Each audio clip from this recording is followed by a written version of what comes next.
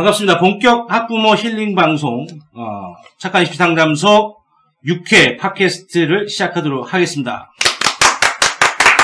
역시나 오늘 장용호 입시연구소 소장님이신 장용호 선생님 모셨고요. 네, 반갑습니다. 네.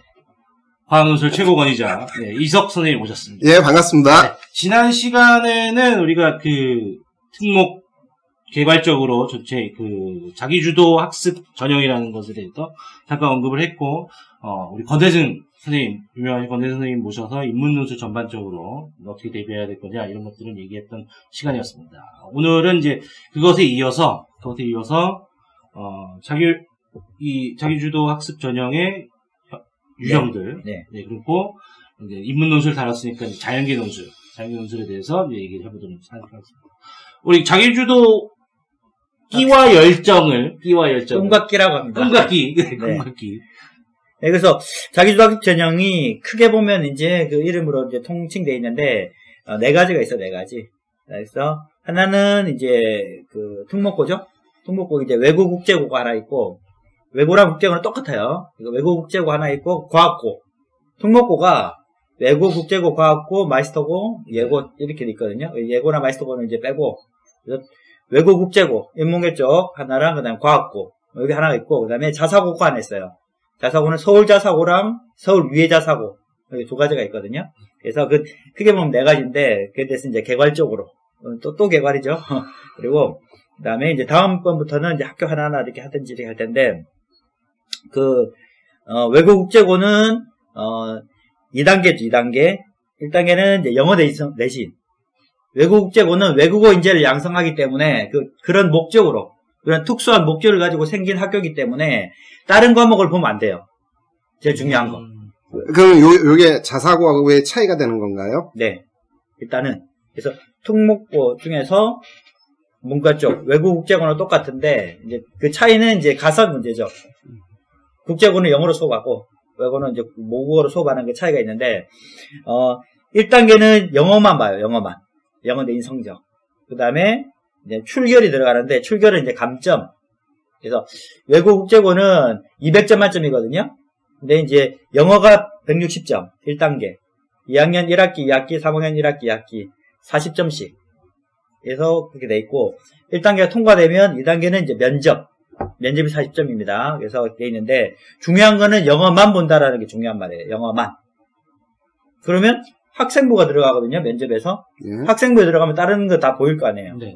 다 제외되고 제출되는 거예요. 그래서 상급 학교 제출용 이렇게 이제 돼 있는데, 그 제출하면 아까 말한 수상 경력이 없어지고, 네. 그 다음에 세부 능력이 특기 4개라 그래가지고, 예. 성적에서 수학이나 과학 같은 성적이 다 제외돼요. 오로지 영어만 남게 되는. 그렇죠. 그래서 외국 국제고에서는 이 학생이 공부를 잘하나 못하나는 영어 A 밖에 없는 거예요. 그러니까 다 A겠죠? A 나온 거. 그 되다 보니까 A가 비율이 제가 저번 시간에 일반적으로, 그러니까 이게 봤을 때 23%, 그러니까 약 한 3등급, 대입으로 치면 3등급 정도 되는 학생까지 A를 받는 케이스다 보니까, 보세요. 영어만 반영을 하니까 2학년 1학기, 2학기, 3학년 1학기, 2학기 4개가 A가 너무 많겠죠. 그렇죠. 예. 너무 많다 보니까 1단계에서 영어 내신 성적을 반영하는데 무용론이 나오는 거예요. 대상자가 엄청나게 늘어날 것 같은데. 그러니까 예전에는 성취평가를 하기 전에는 약간 이 견적이 있었어요. 견적이. 예. 왜냐면 떨어지면 일반고 가야 되니까. 예. 4개 학기가 1111. 합의 4는 무조건 통과. 1단계 통과. 1112 예. 통과. 예. 그 다음에 합의 6인 경우는 달라요. 예. 그러니까 1122.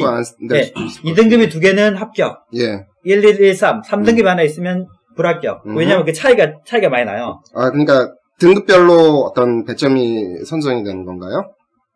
네, 1등급하고 2등급하고 차이가 1.6점 차가 나요. 1.6점. 예. 그러니까 2등급이 2개 있으면 3.2점 차 나는데 2등급하고 3등급이 2.8점 차 나거든요. 그러니까 1등급하고 3등급 차이가 4.4점이 나요. 예. 그러니까 같은 6이라도 1113은 4.4점이 감점. 예. 112는 1.6점, 2.6점이니까 3.2점이 감점.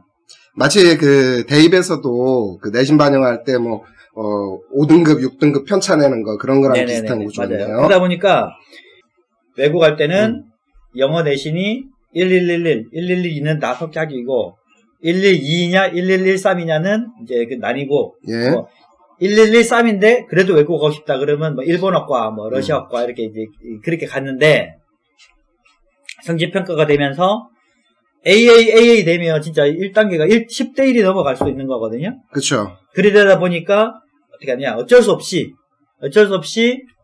3학년 1학기 2학기는 석차 9등급제로 이게 유지되는 거예요. 석차 9등급. 석차가 그때 반영이 네, 된다. 거기만. 그러니까 AA11, AA12 그런 정도는 식으로. 안전하다. 올해는 이게 작년에 보니까 작년에 처음 시행한 거죠. 성취평가제. 그러니까 그러니까 AA로 성취도로 가다가 3학년 그 부분에 들어가가지고는 영어만. 1등급, 2등급 이런 식으로. 네. 그래서 AA11, AA12 정도는 안전하게 1단계 통과된다. AA22도 통과될 가능성이 많다. 이렇게 나옵니다. 지금 이 정도 되는 거고.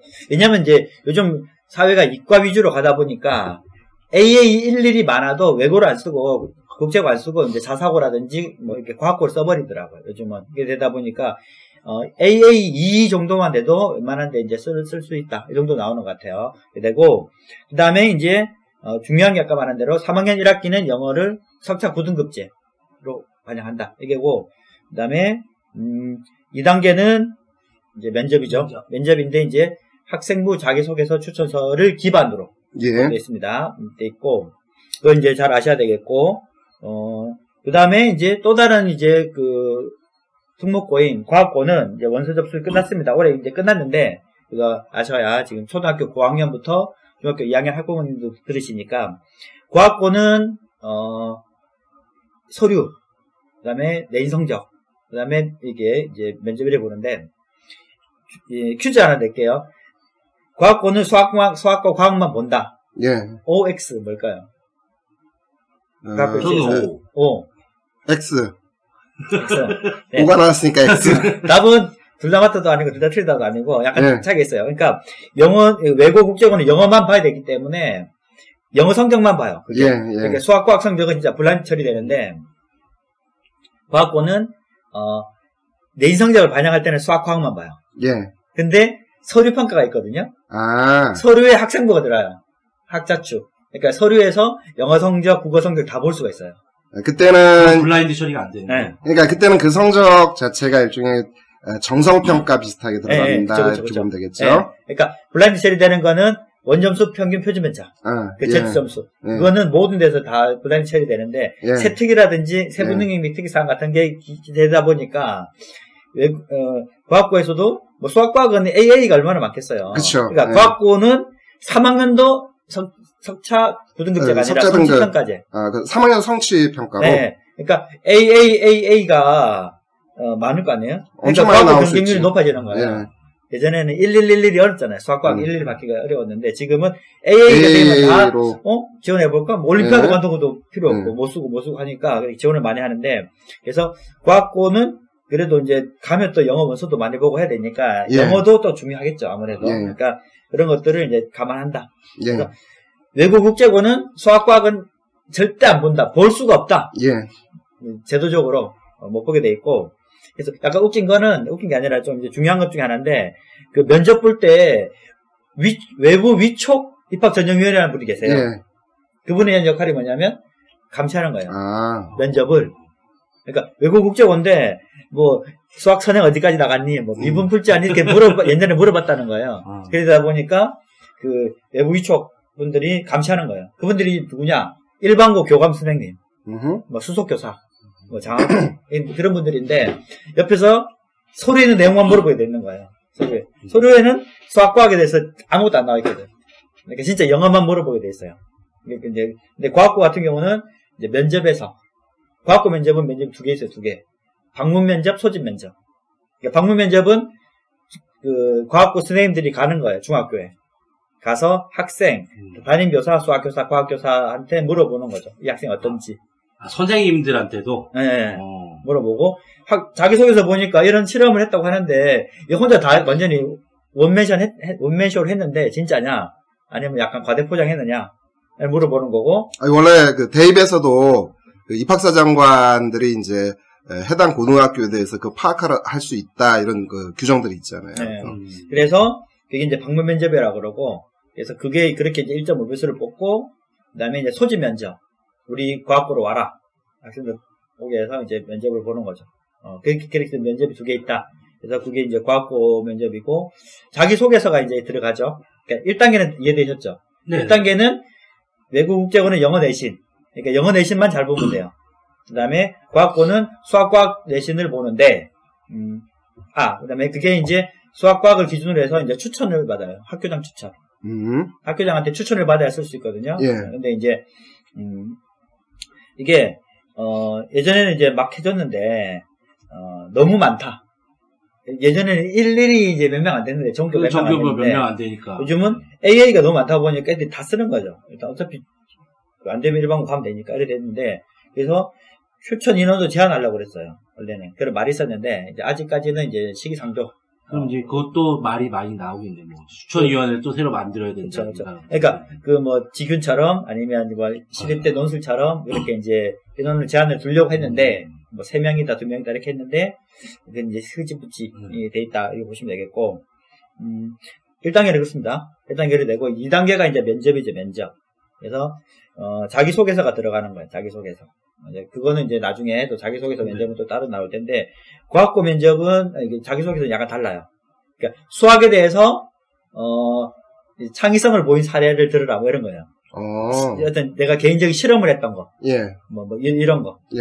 과학도 마찬가지. 그래서 1200자 나오고, 그다음에 이제 인성기 600자.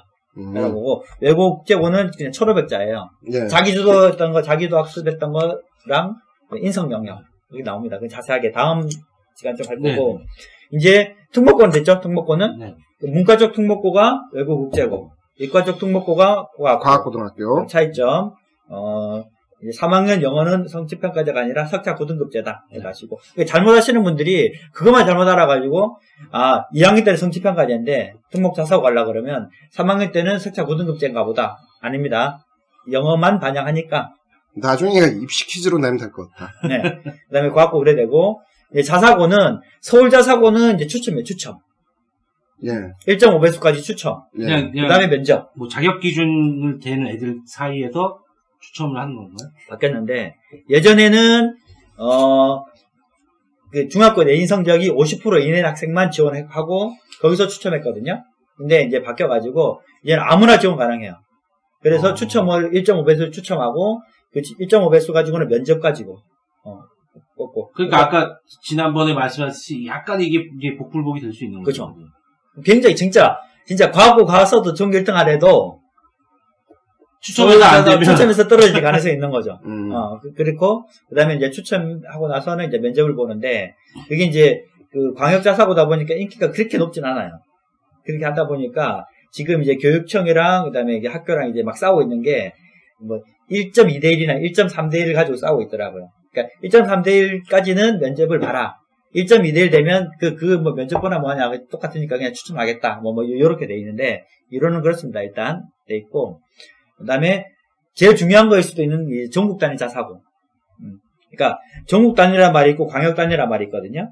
광역 단위는, 그 지역밖에 안 되는 거예요. 그러니까 과학고는 광역 모집이거든요. 외고도 광역 모집. 그러니까, 뭐, 한성과고, 같은 경우는 서울에 있는 학생만 지원 가능한 거죠. 경기도에 살고 있는 학생은 과고 가려고 그러면 경기북과학고밖에 못 가는 거예요. 예. 그게 광역 모집이고, 전국 모집은 전국에 어디나 다 갈 수 있는. 광역이라는 게 그 일종의 지방자치단체 기준으로 하는 건가? 그러니까 같은데. 뭐 상상고다, 민사고다, 예. 뭐 외대부고다 다 갈 수 있는 거죠. 예, 제주도 학생도 갈 수 있고, 뭐 서울 학생도 갈 수 있고. 예, 그러니까 광역은 우리 지역만 알면 되죠. 딴 지역은 몰라도 되는데, 예. 못 가니까. 전국 단위 자사고라 그러거든요. 전사고라 그래, 전사고. 전사고가 실적이 제일 좋죠. 대입 실적이. 그 10개는 이제 아셔야 되는데, 자세하게는 못하고 10개는 다음에 차근차근 말씀드릴 거고, 똑같이 1단계는 내신, 2단계는 면접, 이렇게 되어 있습니다. 유일한 예외가 하나 있어요, 예외가 이제 민사고인데, 민사고 3단계거든요. 3단계인데, 어쨌든 그것도 말씀드리고, 1단계 내신인데, 내신이, 어떻게 반영되냐, 이게 좀 중요한 거죠. 2가지 말씀드렸어요, 저번에. 하나는 몇 학기부터 몇 학기까지 반영하느냐. 2학년 1학기부터 하는 데도 있고, 1학년 1학기도 있고, 1학년 2학기도 있고, 또, 그 다음에 3학년 1학기까지냐, 3학년 2학기까지냐, 3학년 2학기 중간고사까지냐 이게 또 있고 거기다 더 복잡해진 게 자유학기제가 이제 시행되잖아요.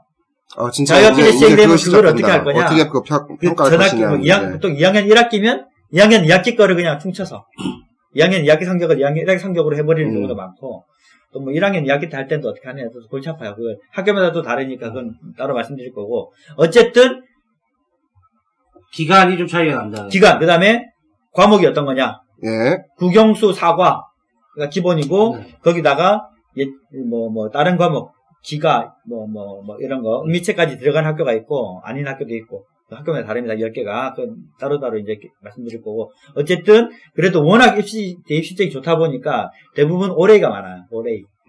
올해가 많고 그래서 내신 성적 통과되고 나면 그 다음에는 면접을 봐요. 먼저 그 면접 볼 때는 이제 학생부 자기소개서 추천서 기반으로 그래서 그 면접 문제 유형도 다 달라요. 그러니까 상상부 같은 데는 집단 토론 면접이 생겼어요. 토론 면접, 집단 토론. 그리고 또 민사고 같은 데는 면접이 2시간 가까이 돼요. 2시간. 80분에서 120분. 완전 진을 빼네. 네, 영어 면접도 있고 뭐도 있고 이래 돼 있는데 어쨌든 그렇습니다. 그래서 자기한테 유리한 게 있겠죠.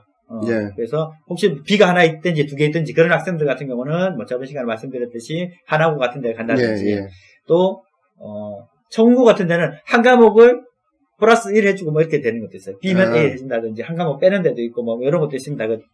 말씀드릴 거고 그래서 크게 선발권 있는 학교는 1단계, 2단계 이렇게 돼 있는데 민사고만 3단계다. 그 따로 말씀드릴 거고 1단계는 내신인데 외고는 영어만, 과학고는 수학과학만인데 다른 과목도 볼 수 있다. 담당관. 그러니까 그 대입은 입학 사정관이라고 그러고 명칭이 고입은 입학 담당관이라고 그래요. 하는 일은 똑같아요.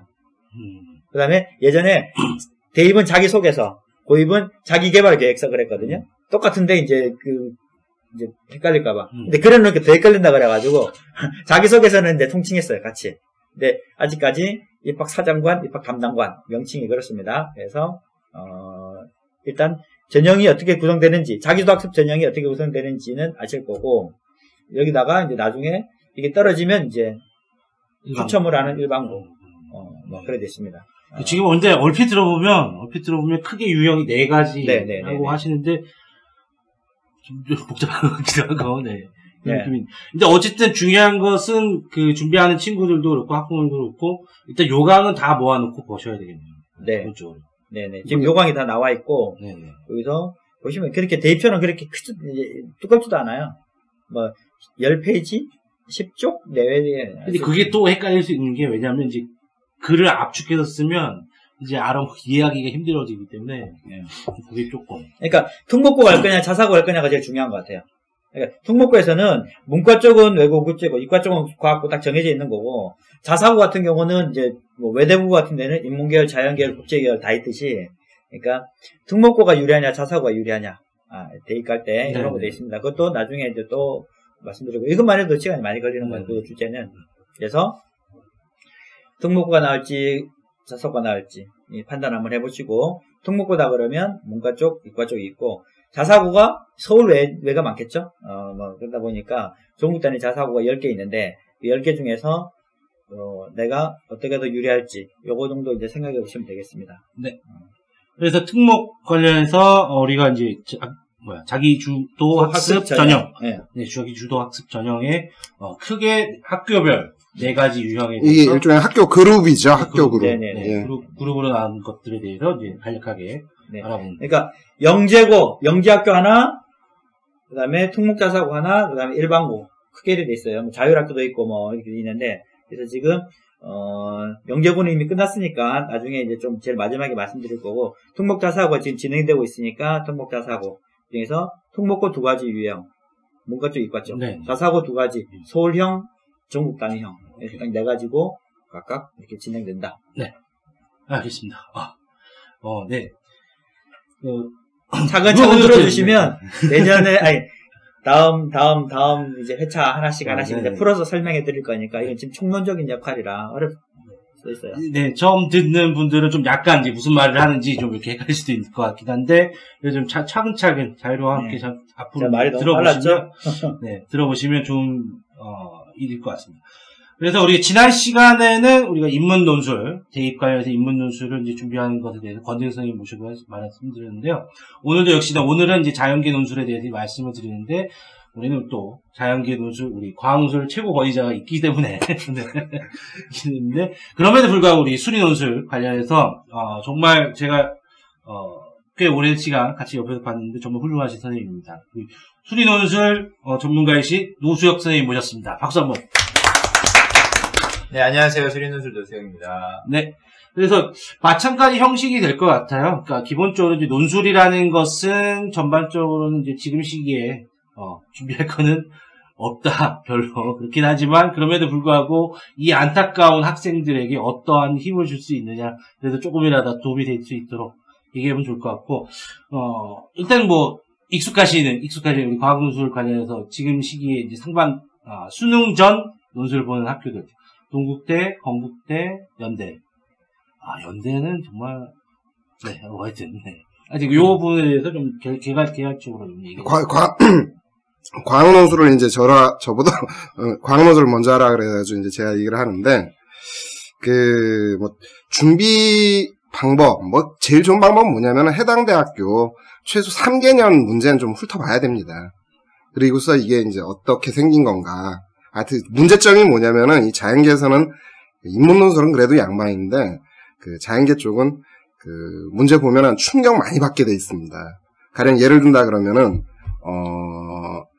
연대 같은 경우, 생물 같은 경우는, 작년, 재작년 연속이긴 한데, 아주 뒤통수 치는 문제들이 나왔거든요. 이게 인문논술이냐, 자연논술이냐, 이런 문제가 나왔었고, 근데 그거는 뭐 경희대라든가 의대 같은 경우에서 그런 유형들이 좀 많이 나오는데 이런 유형들을 처음 겪게 되면은 굉장히 충격을 받게 돼 있습니다.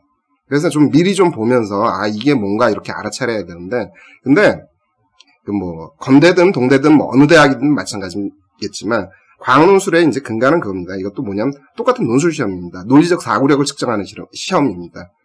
단순하게 어떤 수능식의 공부 이거하고는 좀 다르다. 라는 점을 먼저 인식을 하는 거, 그것이 가장 중요하지 않을까, 이런 생각이 하나 들고, 그 다음에 두 번째로, 이제 자연계 학생들이 힘들어 하는 것 중에 하나인데, 논술 시험이 이게 뭐냐면 제시문이 나오는 시험입니다. 이 제시문 분석 능력이 실제로 제일 중요하거든요. 어떤 암기된 지식으로 이걸 해결하려고 그러다가 나중에, 큰 코 다친다. 그러니까, 제시문 해석 능력이 굉장히 중요하기 때문에, 그거를 그걸 단기간에 할 수가 없네, 생각을 해보니까. 그래도 여하튼 문제 풀어보는 거, 그게 제일 답인 것 같습니다. 간단하게 이 정도로 말하는 게 나을 것 같습니다. 그러면 과학논술, 할 얘기가 더 많은데, 사실은, 조금 있는데, 조금 미루고, 우리 노수혁 선생님 관련해서 지금. 소개 좀 자세히 해야 되는 거 아닌가? 이게 제가 이제, 어떻게 소개를 드려야 되느냐, 이렇게 제가 여쭤봤더니. 일단, 외모는 아주 이제, 훈남이시네요. 일단, 요 멤버들 중에서 제일 젊습니다, 일단. 젊고. 훈남이십니다. 네, 목소리만 나와요. 목소리만 나중에 촬영도 한번 이렇게 하는 걸로. 어디 출강한다 좀 얘기를 하지. 출연료도 못 주는 판에 그거라도 광고해줘야 될 것 같은데. 출강은요, 저는 그냥 너무 다양한 지역에서 지금 하고 있거든요. 재수생도 가르치고 있고요. 비상에도 인천 기숙에서 애들 좀 가르치고 있고요. 대치동? 예, 대치동에서도 학원 이름 말해도 되나요?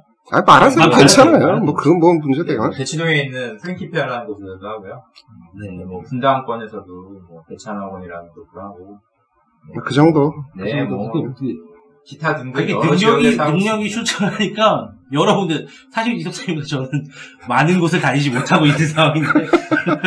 네, 저의 강점이라고 한다면 다양한 지역에서의 그만큼 능력이 있기 때문에 여러 곳에서 수업을 하실 수 있어요. 이제 출연료 쳤다. 감사합니다. 네.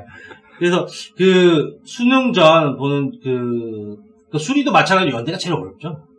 네, 언제나 그렇듯, 수리논술에서 어디가 쉽다, 어렵다, 애들 원서도 쓴 지 얼마 안 됐잖아요. 상담도 그런 게 굉장히 많이 들어왔는데, 노수혁 개인적인 사견인데요.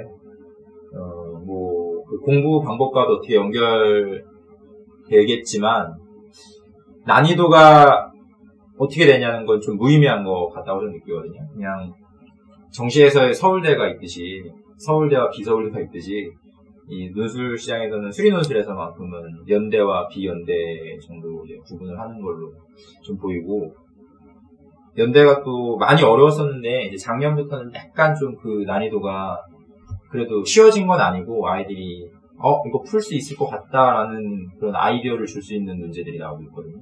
그런 면에서는 전체적인 논술의 흐름이 지금 약간 난이도가 쉬워진다는 이게 맞춰서 그 영향인 것 같아요. 그 뭐지? 선행학습 평가. 그렇죠. 선행학습 평가가 그 있어가지고. 네, 그래서 연대가 기존에는 막 정말 나는 연대다 문제였는데 작년 걸 봤을 때는 이거 논술 좀 했으면 어떻게 좀 시도해 볼만 했겠다는 문제들이 나오고 있고요. 네. 그래도 이제 평에 따르면 뭐 작년부터 이제 두 문항 구조로 그렇죠. 나왔잖아요. 근데 두 번째 문항에 대해서는 뭐 말들이 많긴 많던데. 그렇죠. 뭐 매년 뭐 나오면 뭐 왈가왈부하죠. 근데 뭐 어쨌든 왈가왈부하는 문제에서 어떤 애는 풀고 어떤 애는 못 풀고 하니까 그거에 대해서는 뭐 크게 올해는 어떻게 나올 거다 뭐 이런 예측하는 것도 솔직히 그것도 의미가 없다고 저는 보는 강사 중에 하나거든요.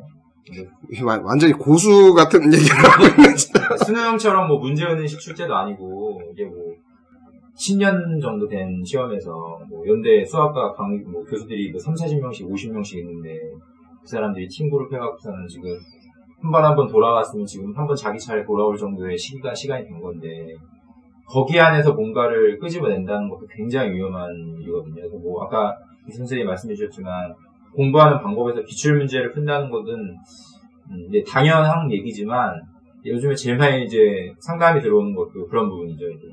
이 학교 이렇게 준비하는데 기출문제 풀고 싶은데 뭐 가령 1차 시험 보는 카데 같은 경우나 뭐 에리카 같은 경우에 솔직히 말씀드리면 이제 아이들이 반을 이제 학원에서 꾸리는 정도가 좀 어려운 학교이다 보니까 어머님들은 했으면 좋겠다는데 실질적으로는 불가능한 강의들이 많거든요. 거기서 이제 기출문제를 풀어야 된다, 기출문제 해야 되는데 왜 안 깔아주냐 막 이런 얘기를 많이 하는데 기출문제만 푼다는 것도 솔직히 무의미하거든요. 아까 말씀드렸지만 뭐 예전 같으면은 이게 뭐 학교별로 너무 이게 색깔이 너무 짙었어요. 뭐 연대면 연대, 고대면 고대, 뭐 한양대면 한양대 이게 자기들의 색깔이 강하기 때문에 기출문제가 정말 제일 중요하다고 볼 수 있었던 문제였는데 요즘에는 대학들도 자기들이 남의 것도 보고 우리 것도 노출시키고 하다 보니까 표현력이라든지 어떤 난이도라든지 소재가 이제 많이 평준화가 되고 있는 상황에서 맞는 얘기이기도 하지만 기출문제만 풀어서 뭔가 가겠다라는 것도 굉장히 위험한. 이게 마치 그런 거잖아요. 그러니까 학원에 이제 수업을 깔면 이제 뭐 소위 말하는 이제 주요 메이저 대학들 수업이 있고 그 밑에 이제 수업도 있는데 그 수업들은 잘 열릴 수가 없거든요. 왜냐면 수요가 이렇게 많지 않으니까 학원 입장에서는 이제 돈 벌어야 되니까 이제 잘 안 깔거든요. 그러면 이제 거기 학원에서 얘기하는 것이 그러면 이 수업을 들어라, 메이저 수업을 들어라 그렇죠, 이렇게 얘기하는 거죠. 근데 그러면 이제 동시에 지금 그런 식의 얘기라 그러면은 뭐 그럼 논술 대비하려면 뭐 미리부터 해라 이런 소리랑 비슷한 것 같은데. 그죠, 뭐 어쩔 수 없이 뭐. 아니 지금 급하다고 지금. 그렇죠, 이제 급하니까. 그래서 제가 그래서 기출문제를 푸는 것도 맞는 거고 기출문제만 풀면 위험하다는 얘기가. 근데 지금이라도 시작하면 당연히 기출문제를 당연히 풀어야죠. 광원술처럼 3개년, 5개년을 풀어야 되는 건 당연히 기본인데 이제 제가 주의하라고 하는 거는 난 카톨릭 때 썼으니까 카톨릭 거만 풀 거야 라는 접근은 굉장히 위험하다는 말씀을 드리는 거거든요. 난이도가 이제 뭐 비슷하게 흘러가는 흐름이 있고 소재도 약간씩 중복이 되다 보니까 뭐 다양한 학교에 대한 좀 접근이 필요하다는 얘기죠. 그걸 막 너무 편협하게 예전처럼 뭐 카톨릭 때 파이널만 딱 듣겠다 이런 것도 저는 별로 없는데 저도 아까도 말씀드렸지만 연대와 비연대의 난이도를 구분하듯이 솔직히 그냥 수능 문제에서 2점, 3점, 4점짜리 문제 풀듯이 논술에서도 어렵고 쉽고 문제를 풀어야 되는 거지 막 나는 연대니까 연대만 풀고 이것도 전 아니라고 저는 생각이 들고 지금 말씀하시는 게 이제 아주 보편적인 얘기를 하고 계시는데 예, 근데 실제 그게 맞긴 맞습니다. 왜 그러냐면은 뭐가 내공이 깔려 있어야 뭘 하지. 이건 뭐 그냥 막판에 가가지고 그냥 어느 대학 하나 집중 때린다.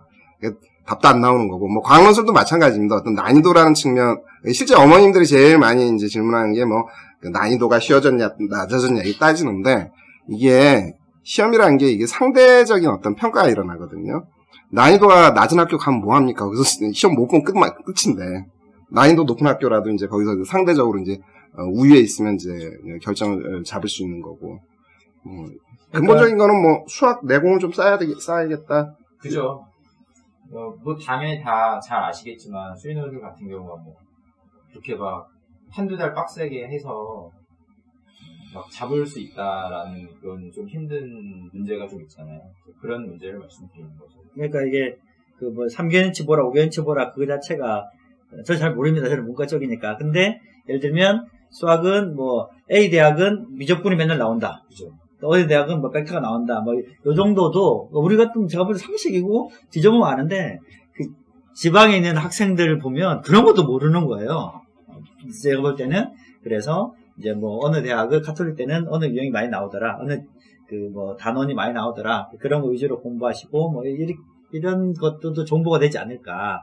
학생들은 서울에 있는 학생들은 뭐 어디서 주워 들은 건 있으니까 문제는 못 풀어도 그런 건 좀 아는 것 같더라고요. 근데 실제로는 어떻게 되냐면은 이게 문제가 좀 돌고 돈다 이런 건 있긴 있어요. 어떤 거냐면은 가령 예를 들면은 옛날에 이제 저기 뭐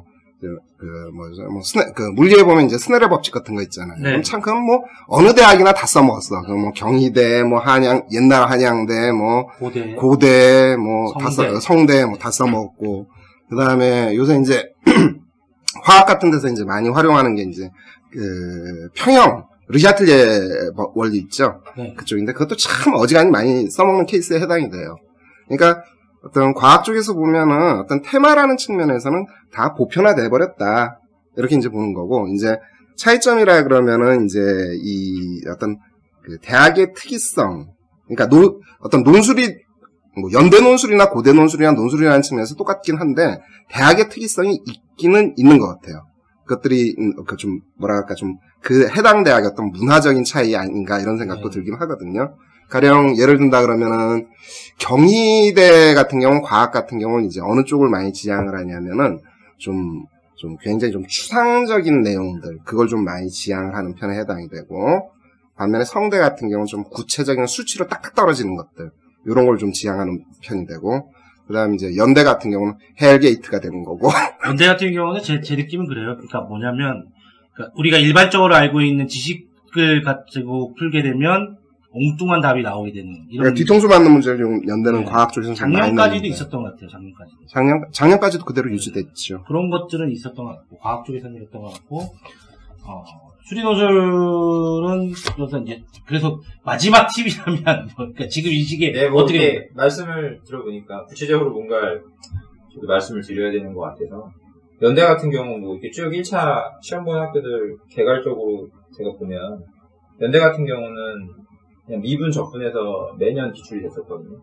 이제 작년 같은 경우는 소재가 공간도용이라든지 이제 소재가 확장이 되는 건 있지만 어쨌든 또 뭐 변화율이라는 걸 물어보면서 뭐 미분 개념을 끌고 내려오는 측면이 있었어요. 연대는 뭐 미적분을 굉장히 좋아하는 학교고 그다음에 시립대 같은 경우는 문제 유형 자체가 세 문제가 나오는데 저는 이제 아이들한테 많이 얘기하는 게 이제 문제 유형에 대한 얘기 많이 해주거든요. 증명의 문제냐 계산의 문제냐라는 걸 많이 얘기해 주는데 계산의 문제라는 건 이제 수능에서 많이 풀어봤기 때문에 아이들이 이제 접근하는 데 용이하다는 걸 많이 느껴서 쉽다라고 느끼는데 실제 쉬운 건 아닌데 아이들이 쉽다라고 느낄 뿐이고 증명 문제는 말 그대로 증명하는 거니까 수능에서 안 하니까 딱 나오면 그냥 어렵다라고 느끼거든요. 연대는 당연히 이제 계산도 증명처럼 보이는 문제고 시립대 같은 경우는 아주 간단하게 제시문이 삭제된 문제만 따라 세 문제를 주는데요. 그 세 문제가 계산 문제인데 약간의 증명이 가미되어 있어요. 그러니까 수능만 해서는 그 증명을 할 수 있을까? 약간 물음표가 되는 증명들. 근데 이제 논술을 하게 되면 당연히 기본적으로 깔고 가는 증명 패턴이거든요. 이제 그런 걸 한다면 충분히 넘어설 수 있는 거고, 이제 건동홍이 이제 가장 뭐 1차에서는 비교가 많이 되는 학교들인데, 건국대 같은 경우는 작년부터 시험을 시작하다 보니까 어쩔 수 없이 선생님도 말씀해 주셨지만 재탕하는 문제들이 이제 많이 노출이 됐어요. 그래서 뭐 딱 그림만 보면 예전에 서울대에서 나왔던 그림이 똑같이 나왔거든요. 근데 이제 실제 수시 기출 문제가. 근데 뭐 툭 까놓고 말하면 건대도 제가 봤을 때는 이제 계산력 측정 문제가 더 강하다는 거예요. 그래서 수능에서 4점짜리 문제를 많이 푼다는 학생들한테는 뭐 크게 쉬운 건 아니겠지만 이건 어떻게 하면 되겠다라는 느낌 정도는 가질 수 있고, 그다음에 건대를 팁을 드리면 이제 시작한 지 작년에 시작했기 때문에 문제를 내는 것도 보고 모의 논술을 내는 것도 보면은 약간 재탕의 문제가 굉장히 많이 나오는 것 같아요. 그래서 주변에 있는 비슷한 유형의 학교들에 대한 문제를 풀어보면 그런 이제 다시 노출될 기회가 가능성이 좀 있을 것 같고, 동국대 같은 경우는 이 학교가 조금 웃긴 게 학교 레벨에 비해서 수리 논술 난이도가 너무 쉽게 나오고 있어서 변별력이 좀 많이 상실된 수리 논술이거든요. 이게 수리 논술이라기보다는 이게 이렇게 쓴 게 정말 맞나 싶을 정도로 너무 쉽게 나오는 문제들이. 과학 논술은 전 이제 말씀해 주시겠지만 과학 논술 같은 경우가 얼마나 어렵게 나올지 모르겠는데, 쉬운지 어려운지 모르겠지만 수리 논술에서는 거의 변별력 받기 어려울 정도로 쉽게 나오고 있어요. 홍익대 같은 경우는 문제가 어떤 수리 논술 강사분들은 과학이다라고 얘기하시는데, 솔직히 말하면 과학은 아니고요. 누구나 알 수 있는 요게 중요해요. 무슨 과학형 수리 논술이라고 얘기하는데, 그건 저도 지금 과학을 배운 지 엄청 오래됐지만 그걸 과학 교과를 꼭 봐야 하나 싶은. 아니 그게 이제 홍익대가 재밌는 게 이 겉보기에 과학이라고. 그러니까 그걸 과학이라고 넘어오는데, 제가 봤을 때는 솔직히 수리도 넘어왔을 때 애매한 게 수리적인 개념을 갖고 있는 건 없거든요. 굉장히 단순하게 아주 단순한 수리는 거죠. 문제다 보니까 어떻게 보면 과학 선생님들은 수리라고 말씀하시는 거고 수리 선생님들은 과학이라고 말씀하시는데, 제가 봤을 땐 수리 논술에 가깝지 않나 싶어요. 왜냐하면 과학적 지식이라는 건 이게 중요해. 실력자야. 중학교 수준만 있으면 이해할 수 있는 과학이라서요. 그건 조금 애매한 것 같고, 카대 같은 경우도요. 이건 학교의 레벨에 비해서는 난이도가 조금 있게 나오는 편이에요. 증명 문제가 약간 가미되고 있는데, 한 가지 팁은 너무 어려운 증명을 내다 보면 변별력을 상실하다 보니까 카대 같은 경우는 제시문에 증명의 팁을 굉장히 많이 깔아주거든요. 그래서 이러한 증명의 어떤 흐름을, 냄새를 맡고 가라라는 그런 냄새를 잘 맡고 간다면 풀지는 못하지만 어느 정도 해결은 해낼 수 있는 정도는 나올 것 같고, 에리카도 이게 재밌는 게 어쩔 수 없이 한양대라는 것과 같이 결합이 되다 보니까 문제가 좀 까다롭게 나오는 학교예요. 한양대 본 캠퍼스랑 많이 비슷하죠. 네, 난이도는 한양대 본캠이 엄청나게 높은 건 아니고, 제가 아까 말씀드렸지만 증명의 문제를 제일 좋아하는 학교가 이제 한양대거든요. 그러다 보니까 아이들이 제일 어렵게 느낄 수도 있는 문제 유형인데, 그걸 이제 에리카가 그걸 어떻게 좀 색깔을 좀 받는 것 같아요. 그래서 본캠처럼 막 정말 극도의 증명 문제는 아니지만, 그렇다고 해서 계산 문제냐라고는 보이지 않는 증명 문제들이 나오고 있어요. 그래서 네, 그냥 간단하게 이 정도 생각하시면 될 것 같습니다. 유형 설명해 주신 건데, 아까 근데, 미적분 얘기가 나오셨잖아요. 네. 근데 이게 이제 대학에서 출제되는 미적분, 연대 같은 경우 저도 그렇게 기억을 하는데, 그냥 단순 미적분은 아니잖아요. 그죠. 벡터랑 연결시켜가지고, 집합이었던가, 벡터였던가, 나 지금, 그러니까, 한데. 연대는 예전에는 노골적으로, 이론적으로 깔고 어려운 이론을 풀어내는 게 주였다면, 이제 2, 3년 전부터는 소재에 대한 그게 굉장히 스트레스를 받잖아요. 대학 수학에 노출이 되면 이게 학교 측에서 겁나 이제 푸시를 받으니까, 제가 봤을 때는 연대 같은 경우는 이제 통합 주제적인 면을 많이 갖고 가는 것 같아서, 제시문을 깔아주는 소재가 지금 말씀하셨던 집합이라든지, 벡터라든지, 다양한 소재를 노출시켜주는데, 가르치는 저의 입장에서는 솔직히 말씀드리면 어쨌든 귀결되는 건 미적이다라는 생각이 들죠. 마지막 카드. 어쩔 수 없이 수학에서는 미적분이 너무 중요한 학문이다 보니까 미적분으로 귀결시키는 게 맞는 것 같습니다. 근데 그게 예를 든다 그러면 이제 수능에서는 그런 식으로 잘 접근을 안 하잖아요. 그렇죠. 그냥 애들이 이게 참 익숙하지가 않은 거거든. 그게 이 논술 쪽에 접근할 때. 그렇죠. 그렇다고 해서 그럼 얘들이 이게 못 풀 문제냐? 그냥 항상 원래 이제는 서면학습 평가라는 게 있기 때문에 나오긴 했지만 옛날에 계속했던 얘기들이 그거잖아요. 이걸 도대체 애들이 어떻게 풀란 말이냐, 이런 것들이었잖아요. 근데 재밌는 건요. 예.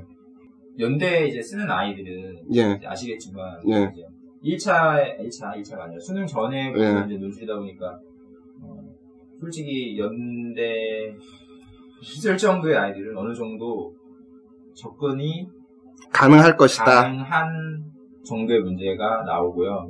그게 이제 실질적으로는 경쟁률이 40대1이 찍으니까 서사만 해도 쓰고 이렇게 쓰다 보니까 그 아이들한테는 당연히 어렵다고 느껴질 수 있겠지만, 합격권에 어느 정도 분포되어 있는 아이들한테는 지금 말씀드렸던 걸 예전처럼 정말 대학 수학의 어떤 베이스를 까는 게 아니라 고등 수학으로 어떻게 이제 풀어낼 수도 있게 그런 아이도 있게 문제를 좀 작년 기준으로는 그나마 근데 여기가 문제를 좀 잘 만드는 것 같습니다. 아주 잘 만들어요. 그럼 과학에서도 맨날 느끼는 것 중에 하나니까. 맞습니다. 이게 뭐 이제 굉장히 저도 이제 말하는 게 조심스러운 게 막 이걸 어떻게 썰을 풀어야 되나라는 게 너무 좀 예민하네요. 연대다 보니까.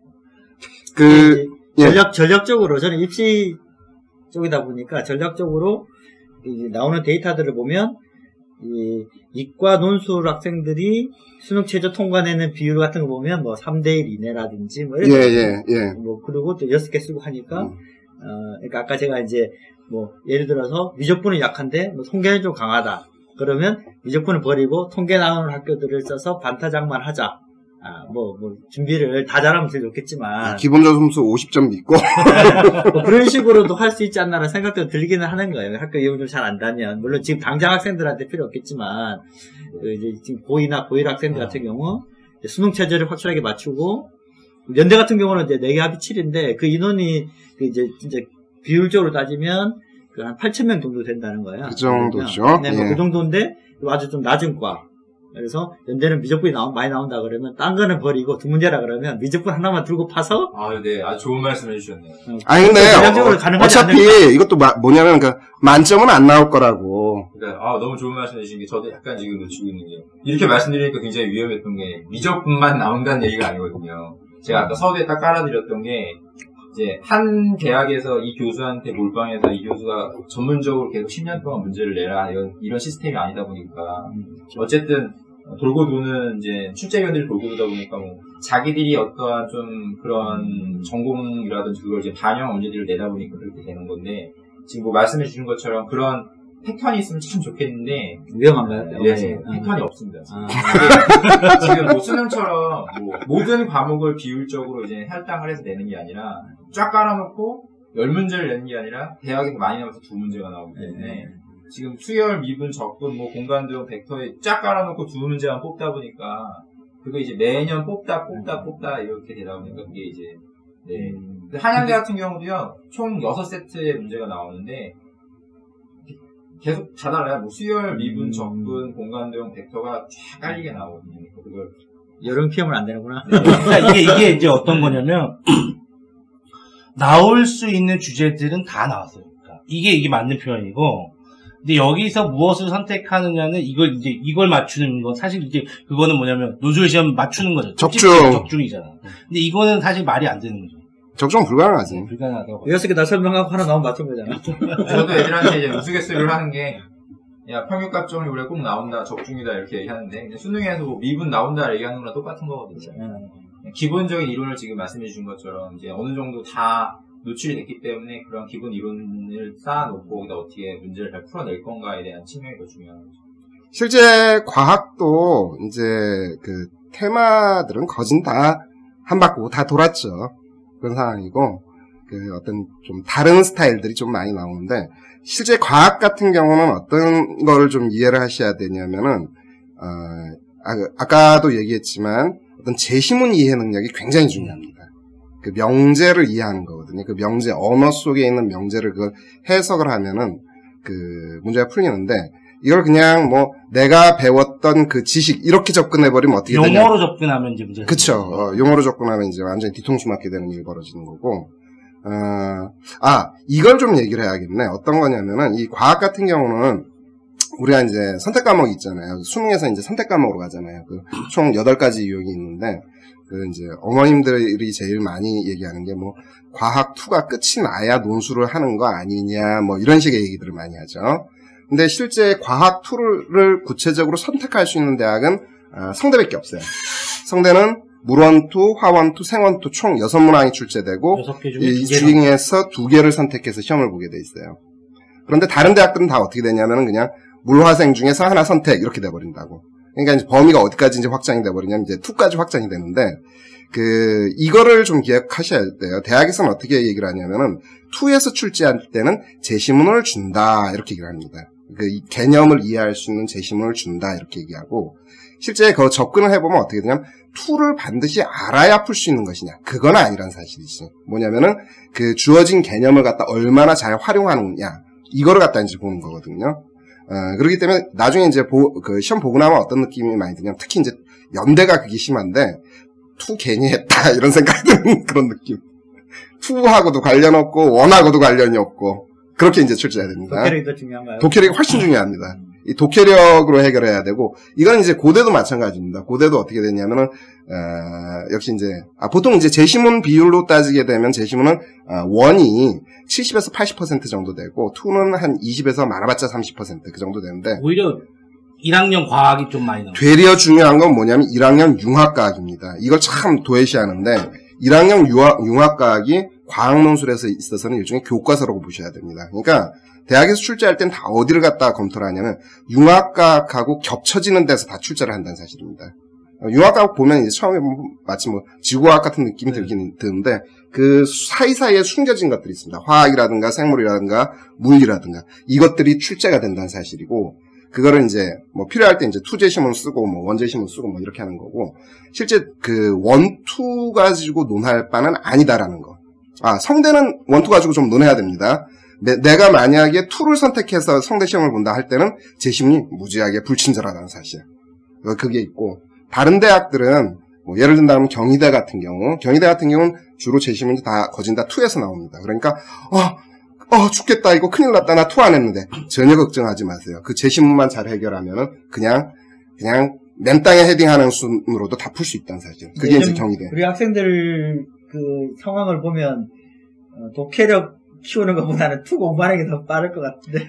근데 이게 투 해가지고 별 그렇게 메리트가 안 생겨요. 그 부분이 진짜로. 왜냐면 이 독해 문제이기 때문에. 어릴 독서도 안 하고. 그러니까 독해력 이건 맨날 겪는 거라니까. 어떤 거냐면 모의고사 1111 근데 100지. 이거 뭐 흔하게 겪는 건데. 그 다음에 너 왜 이러니? 그럼 뭘 써야 될지 모르겠어요. 왜 이거 질문한 거 쓰면 되잖아. 그랬더니 이게 뭔 말인지 모르겠어요. 이런 식이라니까. 하여튼 이게 아주 그냥 변별력으로 아주 그냥 대단하다라는 느낌 드는 것 중에 하나죠. 그러니까. 과학 쪽은 제가 얘기할 때는 이제 그냥 무조건 이제 독해다. 그 다음에 기본 개념 찬찬히 익혀놔라. 그러니까 애들 그런 거 있잖아요. 그 수능 잘 맞추는데도 이걸 그러니까 예를 들면 뭐 생물 개념으로 그냥 교차라는 말을 갖다 한번 정의를 내려봐. 입이 딱 굳어버리는 거야. 오지선다에서 찍는 건 잘하는데 감은 있거든. 머릿속에 직관은 그려지거든. 근데 교차라는 말을 한번 정의를 해봐. 말이 입이 딱 닫혀버린다고. 이게 굉장히 심각한 문제거든요. 이게. 서비스도 무슨 인수분해 문제는 막 진짜 빛의 속도로 풀지만 인수분해가 뭐냐 그런 말도 못하는 애들도 있고 그 똑같은 거죠. 그게 똑같은 거예요. 그게. 이제 문제풀이에만 익숙해져 있어서. 네. 그래서 과학은 어쨌든 수리보다는 과학이 지금 제시문이 좀 더 많은 편이죠. 그렇죠. 네. 과학은 독해력이 상당히 중요하다. 수리도 근데 제시문이 상당히 중요한 건 마찬가지 아니에요? 네, 네, 제시문이 이제 있는 학교도 있고, 아예 잘린 학교도 있고, 조금 주는 학교도 있는데, 있다면 아까도 말씀드렸지만, 그거에 대한 밑밥을 깔아주는 것들이기 때문에, 당연히 제시문이 제일 중요하다고 보겠죠. 그리고 추가적으로 하나 더 얘기하면은, 최근에 어떤 과학논술 문제들 같은 경우에는 전반적으로, 답을 찾기는 쉬워졌습니다. 그러니까 우리, 어머님들 좋아하는 게 그냥, 답이 뭐냐, 난이도가 높냐, 낮냐, 이거 많이 따지는데, 답은 무지하게 찾기 쉽습니다. 특히 이제 대표적인 대학이 이제 성대 같은 경우인데, 답은 그냥 성대도 이제 스스로 얘기를 합니다. 뭐라 그러냐면, 우리는 수능 수준으로 낸다. 수능이나 내신 수준으로 낸다. 이렇게 하니까, 문제 답 찾기는 쉬운데, 그만큼 어떤 일이 벌어지냐면, 성대 시험 보면 애들 다 얼굴이 그냥 밝습니다. 그리고 이제, 끝난 겁니다. 그게. 뭐가 더 중요해졌냐면, 이제 과정평가라는 게 굉장히 중요해졌습니다.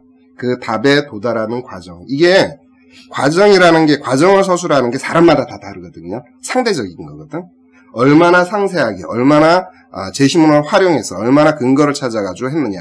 요게 이제 승부처가 되기 때문에, 어떤 면에서는 제가 볼 때는 성대 쪽이 되려 더 어려워졌다라는 느낌이 많습니다. 그런 거죠. 그러니까 성대가 문제가 딱 보면 쉬워 보이거든요. 되게 쉬워 보이는데, 애들이 시험 치고 나서 다 웃고 나와요. 답 맞췄다고. 난 합격할 것 같다. 근데 많은 아이들이 거기서 다 떨어진다. 그러니까 쉬워 보이면 쉬워 보일수록 그 답안을 작성하는데 상당한 공을 더 들여야 돼요. 오히려 더 어려울 수 있다는 거죠. 네, 그게 이제 성대의 특징이고, 근데 과학논술 관련해서는 이제 궁금해하실 게 뭐가 있냐면, 그러니까 동국대 같은 경우죠. 왜냐면 이제 통합논술이라고 얘기하는 거죠. 예. 동국대 같은 경우 얘기를 좀 더 해주시면 좋을 것 같아요. 동국대 같은 경우는 이제 과학논술 같은 경우는 이제 글자 수 제한이 있는 형식으로 나옵니다. 근데 이제 통합논술하니까 이제 물화생이 다 통으로 들어가느냐 이거 가지고 무지하게 걱정하는데 물화생 그거 걱정 안 하셔도 됩니다. 그냥 그 과학 비문학이라고 해도 되는 수준입니다. 과학 비문학. 그러니까 그 제시문에 있는 거를 어떻게든지 이게 끌어내가지고 그 글자 수만 맞추면 되거든요. 근데 참 글자 수 맞추면 된다가 아니지. 글자 수가 과학적으로 맞게 돼 있습니다. 제대로 답을 쓰면 딱 글자 수 안에 들어가게 돼 있고 제대로 답을 못 쓰게 되면 글자 수 넘어가게 돼 있는 그런 구조입니다. 애들에게는 힘들 것 같은데. 근데 이것도 뭐냐면은 그 언어적인 측면이 굉장히 필요합니다. 그러니까 뭐 개념적인 것들 뭐 이제 소개가 되긴 하는데 그거의 어떤 의미 파악만 제대로 하고 정의 개념 제대로 잡아서 하면은 그 문제 푸는 건 별로 안 어렵다는 거 사실. 물화생을 너무 그렇게 걱정할 필요는 없는 영역에 해당이 됩니다. 그런 거죠. 동국대 시험 보면서 저는 물리 선택 안 했는데 동국대 시험 어떻게 보냐. 그러니까 물리에서 나올 수 있는 그런 뭐 공식을 물어보고 계산 문제를 하는 그런 문제가 아니기 때문에 그러니까 말 그대로 완벽한 언어 논술과 같은 그런 느낌. 그런 느낌이 좀 강하죠. 근데 생각해보니까 장영 선생 말씀대로 애들한테 어려울 수도 있겠다. 읽지를 못하니까. 그런 거 있을 것 같고. 이게 이제 또 하나는 뭐냐면 요약. 그쵸. 예, 요약도 같이 들어가죠. 그게. 질문 속에 그게 같이 들어가 있어가지고. 그거 이제 파악하는 능력이 좀 필요하고. 그 다음에, 논술 얘기 나온 김에 한마디 더 하면은, 이게, 그 대학에서 그 예시 답안들을 많이 발표합니다. 근데 앞선서도 얘기를 했지만 이 예시 답안들이 어떤 거냐면은 시험 본 애들 답안 중에서 상대적으로 괜찮은 거, 퍼펙트는 아니거든요. 그 대표적인 예로 이번에 이제 고려대학에서 이제 금년에 모의논술 봤습니다. 그 모의논술 이제 화학하고 생물 봤는데 우수 답안이 뭐냐면은 우수 답안으로 선정된 게 이게 항상 애들의 문제이긴 하지만 틀린 답안이 우수 답안으로 선정됐다 사실. 근데 왜 그게 우수 답안일까? 그 중에서 잘 봤으니까 그렇겠지. 그냥 명백하게 틀린 답안. 제가 이제 밴드도 하나 그때 올렸었는데 뭐 그런 상황이라는 거. 제대로 좀 공부를 해야 됩니다. 그런 부분이 필요하죠. 그래서 지금 그러면은 이제 과학 같은 경우는 전에 사실 인문 논술이랑 비슷한 것 같습니다. 왜냐하면 지금 시기에 할 수 있는 것은 3개년 정도의 기출문제 보는 것. 아울러 더불어 할 수 있는 것은, 그러니까 아울러 예시 답안을 베껴 쓰는 것, 과학. 베껴 쓰는 연습을 좀 하는 것. 왜냐하면 글쓰기 부분에서 너무 안 되니까. 그러니까 그런 형태, 그러니까 과학 논술에서 답안을 작성하는 것들은 베껴 쓰는 거에서 많이 연습을 좀 해야 되지 않을까 생각되고. 소리에서는 저도 아이들한테 많이 얘기하는 게, 지금 답안지 쓰는 얘기도 말씀해 주셨지만, 지금은 이제 흐름을 보니까 지금 딱 닥쳐서 이제 시급한 아이들에 대한 뭔가 얘기를 해줘야 될 것 같아서 이제 수능하고 다르게 사고력의 싸움이 이제 길고 짧은 게 이제 있거든요. 수능 같은 경우는 2분짜리 사고력이니까 딱 하나의 아이디어를 빨리 캐치해갖고 그걸 빨리 딱 적용하고 답을 딱 내면 되는데 수능논술 같은 경우는 한 문제는 20분씩 걸리는데 한 문제를 딱 아이디어를 찾고 바로 푸는 문제들은 절대 안 나오거든요. 20분짜리를 끌고 가야지만 풀 수 있는 문제들을 이제 구성이 된다는 생각으로 하고 아이들한테 많이 제가 요구하는 게 연습할 때 문제가 어렵고 쉽고를 떠나서 다작을 하라는 얘기를 많이 하거든요. 아이디어에 대해서. 딱 이 문제를 보고 노려보면서 맞는 아이디어가 뭘까 수능처럼 그렇게 찾으려고 하지 말고 그냥 마음 편하게 먹고 이런 문제는 이러이러한 아이디어가 있지 이러이러한 개념과 연결성이 있어라는 느낌이 든다면 고민하지 않고 세네 개 아이디어에 대해서 빨리 갔다 오는 그런 시간을 투자하는 어떤 연습이 더 중요하다는 거죠. 그런 연습에 대한 시행착오의 속도가 빨라지면 실제 시험장에 가서도 이제 어떤 아이는 20분 동안 한 아이디어를 쓰는 반면 어떤 아이는 한 20분 동안 10개 아이디어를 쓸 수 있는 거고 그러면 확률적으로 높은 접근이 가능한 거니까 너무 난이도가 어렵다 쉽다라는 거에 대해서 스트레스 받을 필요는 없고 그냥 일종의 아이디어 찾는다는 것도 일종의 과정평가라고 생각할 수도 있을 것 같은데. 네. 그렇죠. 이제 그런 평가에 대해서 좋게 받기 위해서는 그런 틀리더라도 갔다 오는 걸 빨리빨리 연습을 해야 그게 이제 도움이 되겠죠. 나중에. 그런 얘기를 해주고 싶네요. 네. 그래서 이거 논술과 관련해서 지난 시간에는 인문 논술, 이번에는 자연계 논술. 그래서 우리 당장에 사실은 확실하게 저희가 말씀드릴 수 있는 것은 당장에 짧게 어디 학원을 가거나 이런 것들은 그래도 논술을 대비한다. 합격한다 이런 거는 좀 사기가 아닌가 이런 생각이 좀 들고 준비 최대한 할 수 있는 것들을 생각해서 저희가 이제 말씀드렸지 않습니까? 이런 것들을 참고해서 준비를 좀 해놓으면 그나마 그래도 좀 낫지 않을까 이런 생각이 좀 들고요. 오늘 역시나 장윤 선생님하고 이 선생님 그리고 특별히 노수혁 수리논술 선생님 모시고 얘기를 나눠봤습니다. 그래서 다음 시간에는 이어서 이제 특목 관련해서는 학교별 네. 학교별로 좀 하는 걸로 그리고 이제 대입 관련해서는 이제 면접 쪽이나 이쪽으로 좀 넘어가면 좀 좋을 것 같습니다. 또 끝으로 더 하시고 싶은 말씀 없습니까? 뭐 출강하고 더 선. 아닙니다.